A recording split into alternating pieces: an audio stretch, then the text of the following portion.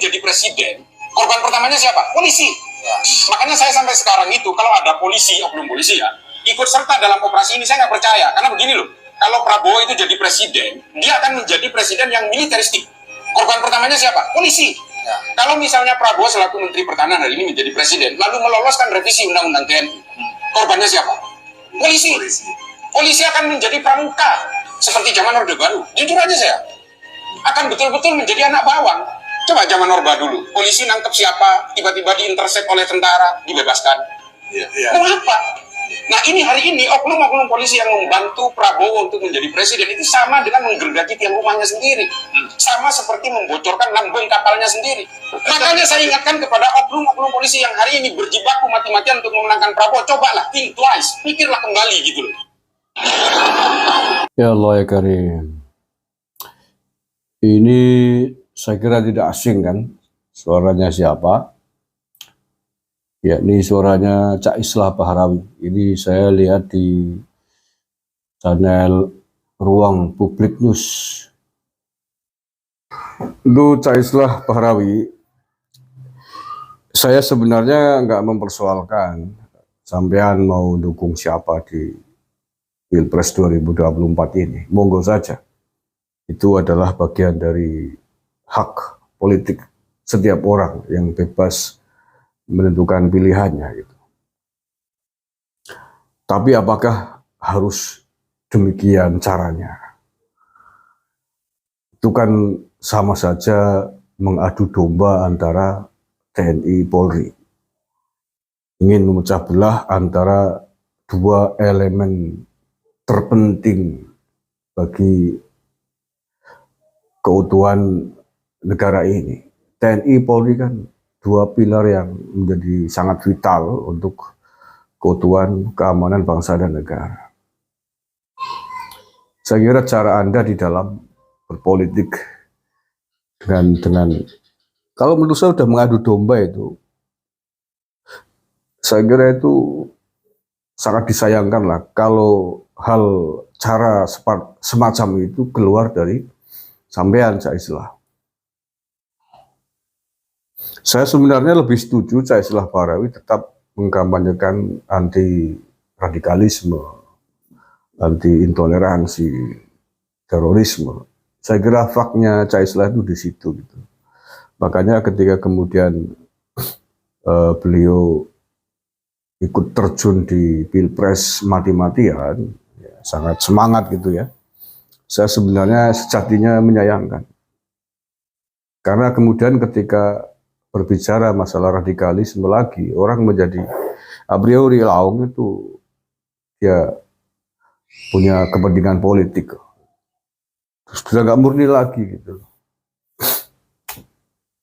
Tapi oke lah, sekali lagi bahwa setiap orang punya kebebasan di dalam menentukan pilihan politiknya, pilihan capresnya, silakan. Mungkin Cak Islah Bahrawi mendukung Ganjar Pranowo, oke, silakan. Tapi yang saya tidak sepakat adalah caranya tadi itu. Mengadu domba TNI Polri ini sangat berbahaya sekali. Seandainya kemudian itu dimakan mentah-mentah. Karena Cak Islah kan sering dulu ya sebelum ikut basah di Pilpres ini, sering memberikan ceramah tentang radikalisme di lingkungan Polri gitu ya. Kalau kemudian hal itu diikuti, dimakan mentah-mentah kan bahaya. Walaupun saya tidak yakin bahwa karena Polri kan hierarkis komandonya kan juga sama dengan TNI. Tapi sangat disayangkan. Sekali lagi sangat disayangkan. Satu, yang kedua,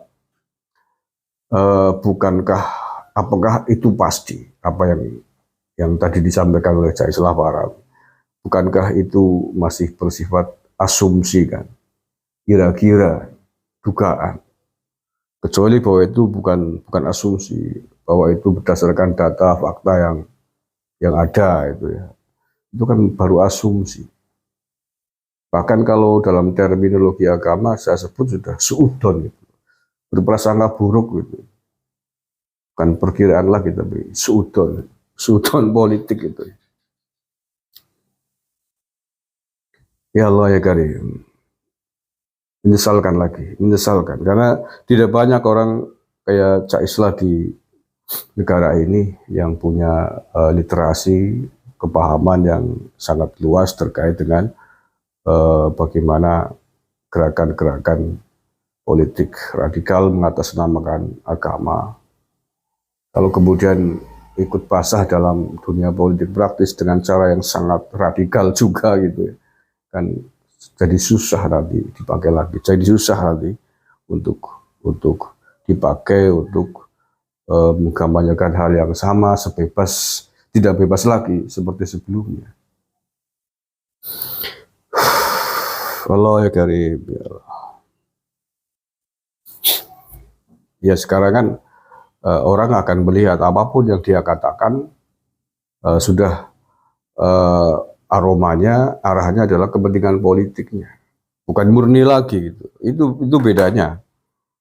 Kalau dia tidak ikut-ikutan mendukung calon presiden siapa, apapun yang dikatakan masih bisa dikatakan non kepentingan politik.